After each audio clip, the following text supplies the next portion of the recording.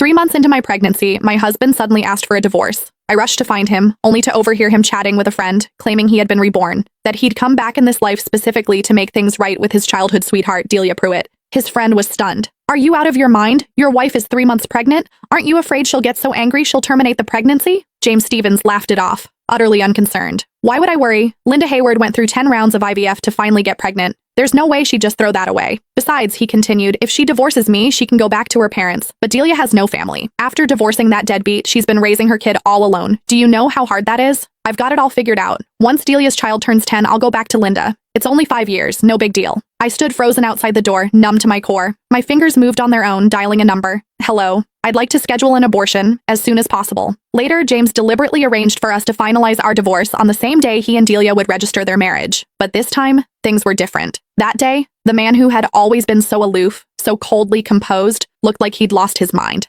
His eyes locked onto my flat stomach, his voice cracking with something close to hysteria. "Where's my child? Where's our child? You promised me you wanted to have a baby with me. Linda, are you sure you want to go through with this? After everything you went through for this baby?" My mother's voice broke over the phone and guilt twisted in my chest. She had been the happiest person in the world when she found out I was pregnant. She knew what it had cost me, a full year of choking down bitter herbal medicine, 9 failed IVF cycles. It wasn't until the 10th attempt that I finally conceived. The moment the test results came back positive, my mother had wept with joy. She believed that with a child, James and I would finally settle into a real marriage, that he would step up, become a responsible husband, learn to put family first. But today I realized how terribly wrong we had both been. The phone rang, sharp and insistent. I answered mechanically. James's voice cut through, cold and harsh. "Linda, how much longer are you going to drag this out? Even if I can't divorce you while you're pregnant, the moment that baby is born, I'm filing immediately. And let's be real, raising a child costs money. You've done nothing but sit at home since we got married, eating my food, spending my money. All you do is a little housework, that's it. No one's going to want a woman who just gave birth and comes with a brat attached. You have no income, no prospects. When the time comes, you won't get to keep the child. You won't get to keep me. You'll have nothing." Every word dripped with contempt. He reduced everything I'd given to this marriage, every sacrifice, every exhausting day, to nothing. And he called my baby a brat. It felt like a blade dragging across my heart,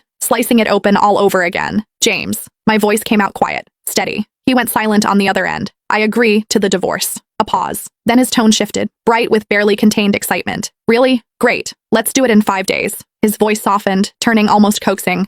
"Linda, don't worry. I just want to take care of Delia and her child. I won't cross any lines. Focus on your health. Have the baby safely. I'll come visit you and the child once a month. I've already bought so many clothes for the baby. I even picked out a name." He sounded almost giddy, but my mind was already drifting, detaching from his words. In that moment, I knew I had truly let him go. A soft chime broke through the haze, a text notification. My gaze dropped to the screen. "Dear Ms. Hayward, your abortion procedure is scheduled for 3 days."